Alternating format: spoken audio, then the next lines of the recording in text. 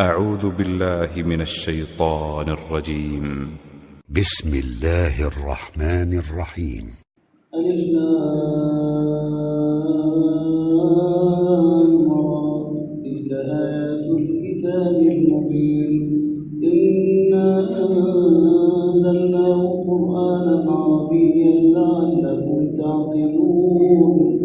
نحن نقص عليك أحسن القصص بما أوحينا إليك هذا القرآن وإن كنت من قبله لمن الغافلين.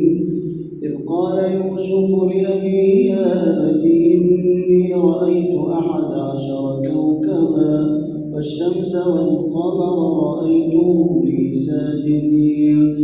قال يا بني لا تقصص رؤياك على إخوتك فيكيدوا لك كيدا إن الشيطان للإنسان عدو مبين. وكذلك يجتبيك ربك ويعلمك من تأويل الأحاديث ويتم نعمته عليك وعلى آل يعقوب كما أتمها على أبويك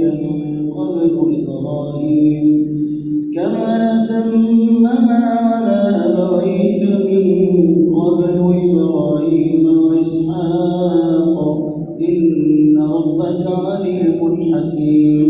لقد كان في يوسف وإخوته آيات للسائلين إذ قالوا ليوسف وأخوه أحب إلى أبينا منا ونحن عصبة إن أبانا لفي ضلال مبين. اقتلوا يوسف أو اطرحوه أرضا يخل لكم وجه أبيكم وتكونوا من بعده قوما صالحين. قال قائل منهم لا تقتلوا يوسف وألقوه في غيابة الجب يلتقطه بعض السيارة إن كنتم فاعلين. قالوا يا أبانا ما لك لا تأمنا على يوسف وإنا له لناصحون أرسله معنا غدا يرتع ويلعب وإنا له لحافظون. قال إني ليحزنني أن تذهبوا به وأخاف أن يأكله الذئب وأنتم عنه غافلون. قالوا لئن أكله الذئب ونحن عصبة إنا إذا لخاسرون. فلما ذهبوا به وأجمعوا أن يجعلوه في غيابة الجب وأوحينا إليه لتنبئنهم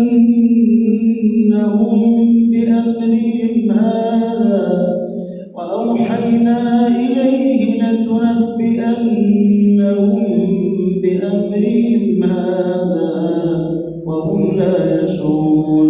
وجاءوا أباهم عشاء يبكون. قالوا يا أبانا إنا ذهبنا نستبق وتركنا يوسف عند متاعنا فأكله الذئب وما أنت بمؤمن لنا ولو كنا صادقين. وجاءوا على قميصه بدم كذب قال بل سولت لكم أنفسكم أمرا فصبر جميل والله المستعان على ما تصفون. وجاءت سيارة فأرسلوا والدهم فأدلى دلوه قال يا بشرى هذا غلام وأسروه بضاعة والله عليم بما يعملون. وشروه بثمن بخس دراهم معدودة وكانوا فيه من الزاهدين. وقال الذي اشتراه من مصر لامرأته أخي أكرمي مثواه عسى أن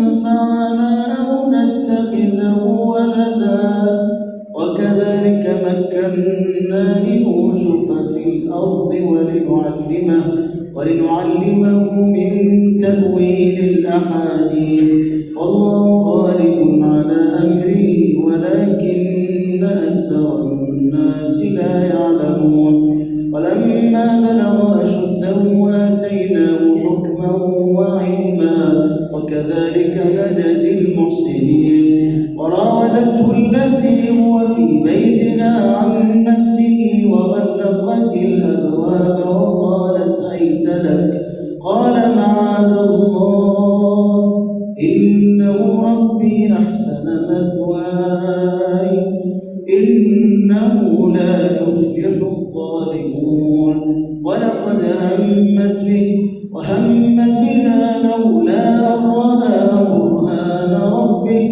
كذلك لنصرف عنه السوء والفحشاء إنه من عبادنا المخلصين فاستبق الباب وقدت قميصه من دبر وألف يا سيدها لدى الباب قالت ما جزاء من أراد بأهلك سوءا إلا أن يسجن أو عذاب أليم قال هي راودتني عن نفسي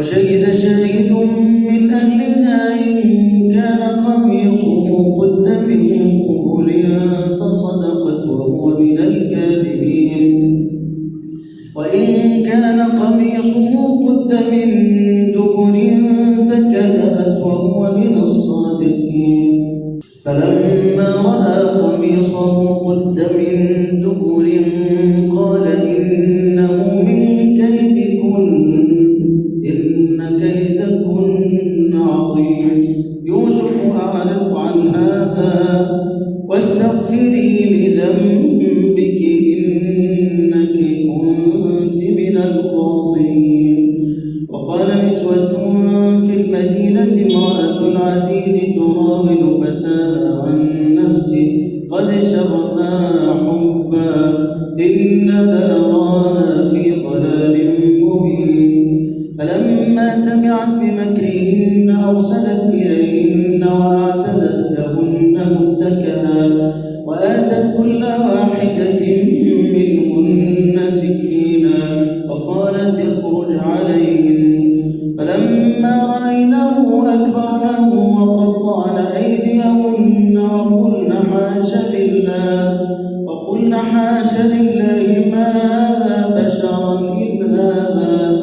وقلن حاش لله ما هذا بشرا إن هذا إلا ملك كريم قالت فذلكن الذي لمتنني فيه ولقد راودته عن نفسه فاستعصم ولئن لم يفعل ما آمره ليسجنن وليكونن من الصاغرين قال رب السجن أحب إلي مما يدعونني إليه وإلا تصرف عني كيدهن أصب إليهن وأكن من الجاهلين فاستجاب له ربه فصرف عنه كيدهن إنه هو السميع العليم ثم بدا لهم من بعد ما رأوا الآيات ليسجننه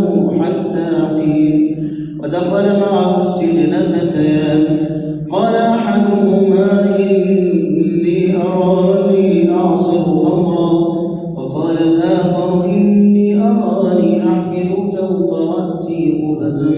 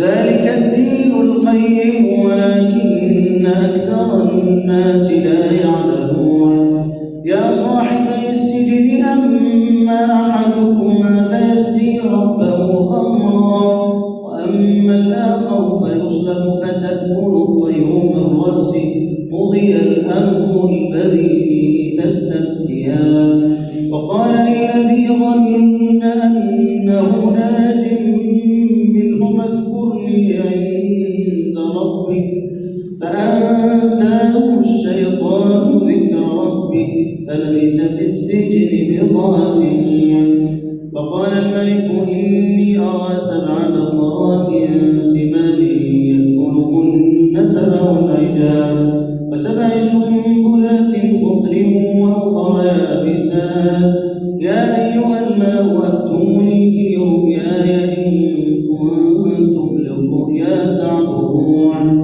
قالوا أضغاث أحلام وما نحن بتأويل الأحلام بعالمين وقال الذي نجا منهما وادكر بعد أمة أنا أنبئكم بتأويله فأرسلون يوسف أيها الصديق أفتنا في 7 بقرات سمان يأكلهن 7 عجاف و7 سنبلات خضر وأخرى يابسات لعلي أرجع إلى الناس لعلهم يعلمون قال تزرعون 7 سنين دأبا فما حصدتم فذروا في سنبله إلا قليلا مما تأكلون ثم يأتي من بعد ذلك 7 شداد يأكلن ما قدمتم لهن إلا قليلا مما تحصنون ثم يأتي من بعد ذلك عام فيه يغاث الناس وفيه يعصرون وقال الملك ائتوني به فلما جاءه الرسول قال ارجع إلى ربك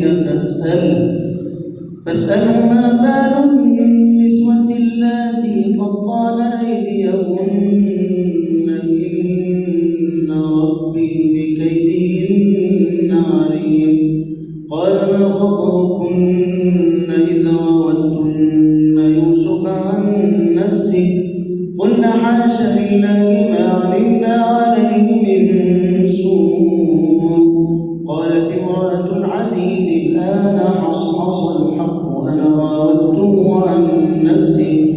قالت امرأة العزيز الآن حصحص الحق أنا راودته عن نفسه وإنه لمن الصادقين ذلك ليعلم أني لم أخنه بالغيب وأن الله لا يهدي كيد الخائنين وما أبرئ نفسي إن النفس لأمارة بالسوء إلا ما رحم ربي إن ربي غفور رحيم وقال الملك ائتوني به أستخلصه لنفسي فلما كلمه قال إنك اليوم لدينا مكين أمين قال اجعلني على خزائن الأرض إني حفيظ عليم وكذلك مكنا ليوسف في الأرض يتبوأ منها حيث يشاء نصيب برحمتنا من نشاء ولا نضيع أجر المحسنين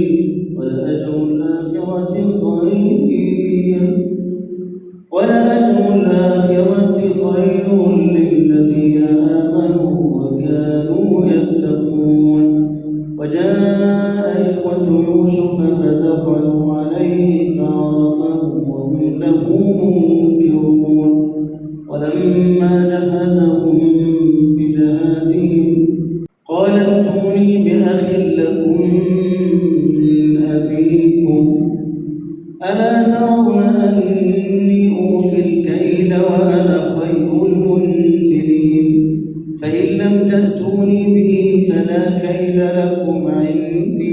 فلا تقربون.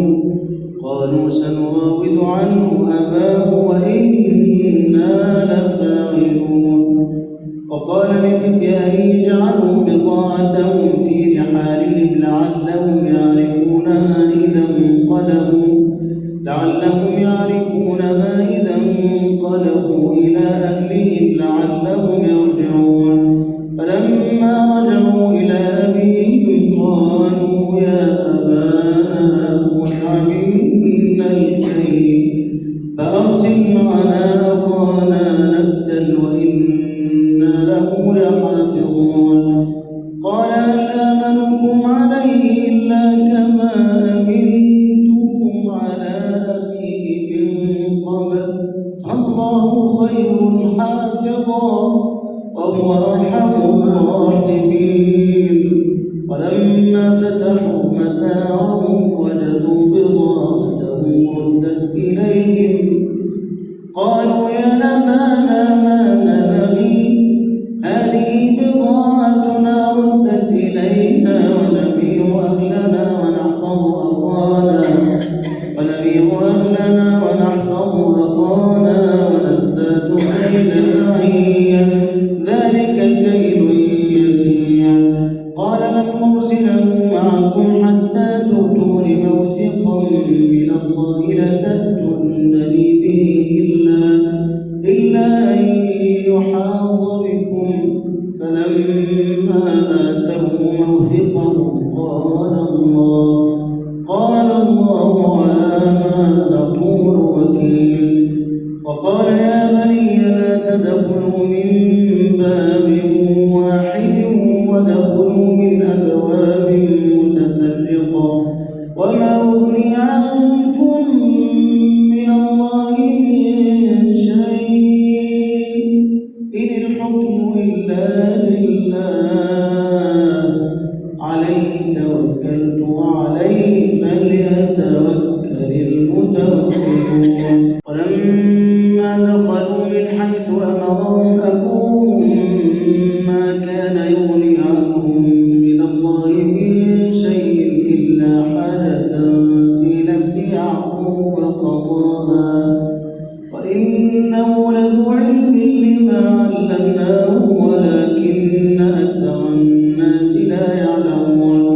ولما دخلوا على يوسف آوى إليه أخاه قال إني أنا أخوك فلا تبتئس بما كانوا يعملون. فلما جهزهم بجهازهم جعل السقاية في رحل أخيه ثم أذن مؤذن أيتها العير إنكم لسارقون. قالوا وأقبلوا عليهم ماذا تفقدون. قالوا نفقد صواع الملك ولمن جاء به حمل بعير وأنا به زعيم. قالوا تالله لقد علمتم ما جئنا لنفسد في الأرض وما كنا سارقين. قالوا فما جزاؤه إن كنتم كاذبين. قالوا جزاؤه من وجد في رحله فهو جزاؤه كذلك نجزي الظالمين. فبدأ بأوعيتهم قبل وعاء أخيه ثم استخرجها من وعاء أخيه كذلك كدنا ليوسف ما كان ليأخذ أخاه في دين الملك إلا أن يشاء الله نرفع درجات من نشاء وفوق كل ذي علم عليم. قالوا إن يسرق فقد سرق أخ له من قبل فأسرها يوسف في نفسه ولم يبدها لهم. قال أنتم شر مكانا والله أعلم بما تصفون. قالوا يا أيها العزيز إن له أبا شيخا كبيرا فخذ أحدنا مكانه إنا نراك من المحسنين. قال معاذ الله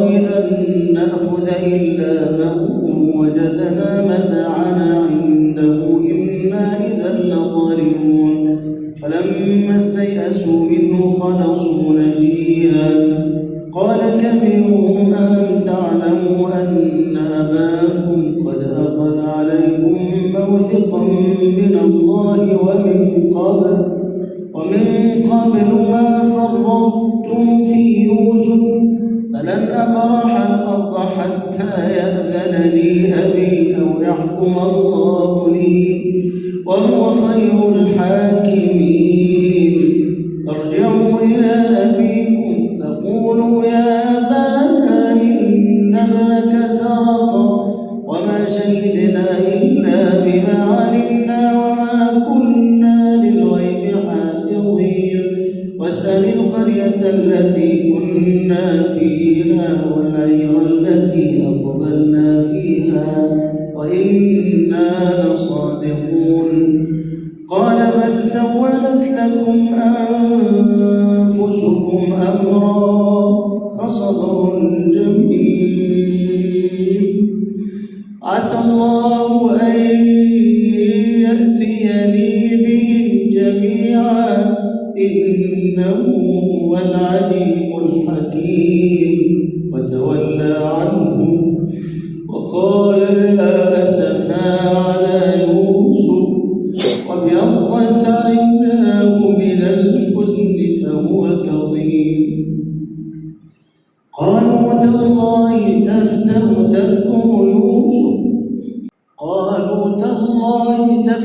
تذكر يوسف حتى تكون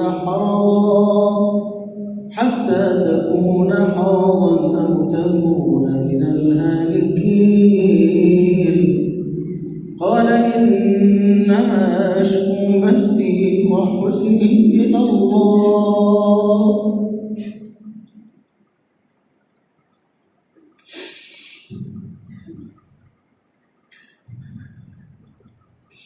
وأعلم من الله ما لا تعلمون.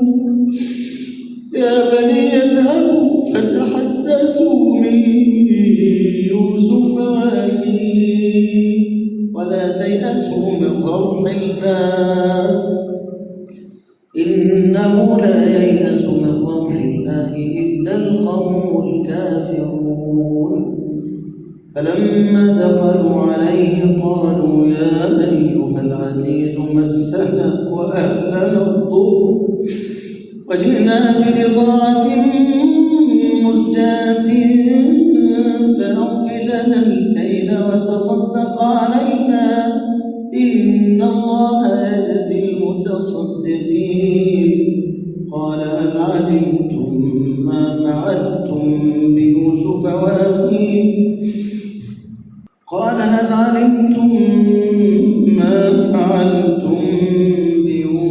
وأخيه إذ أنتم جاهلون. قالوا أئنك لأنت يوسف قال أنا يوسف وهذا أخي قد من الله علينا إنه من يتق ويصبر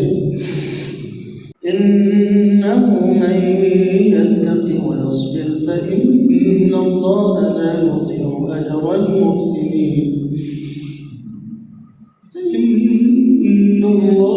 لا يضيع أجر المحسنين. قالوا تالله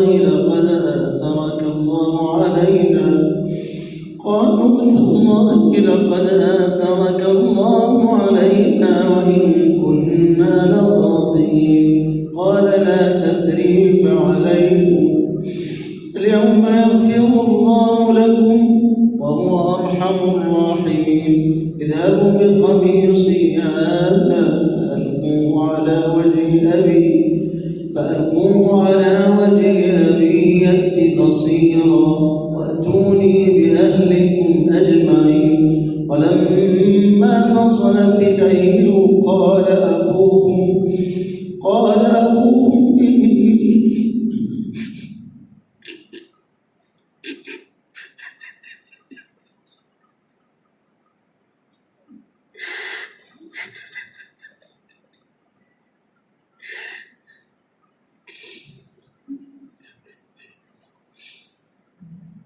قال أبوهم إني لأجد ريح يوسف لولا أن تفندون. قالوا تالله إنك لفي ضلالك القديم.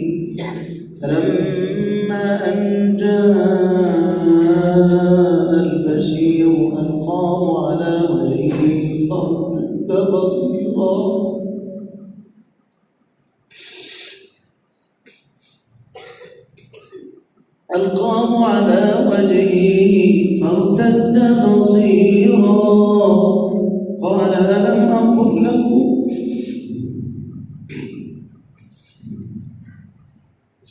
قال ألم أقل لكم إني أعلم من الله ما لا تعلمون قالوا يا أبانا استغفر لنا ذنوبنا إنا كنا خاطئين قال سوف أستغفر لكم ربي إنه هو الغفور الرحيم فلما دخلوا على يوسف آوى إليه أبويه وقال ادخلوا مصر إن شاء الله آمنين ورفع أبويه على العرش وخروا له سجدا وقال يا أبت هذا تأويل رؤياي من قبل قد جعلها ربي حقا وقد أحسن بي إذ أخرجني من السجن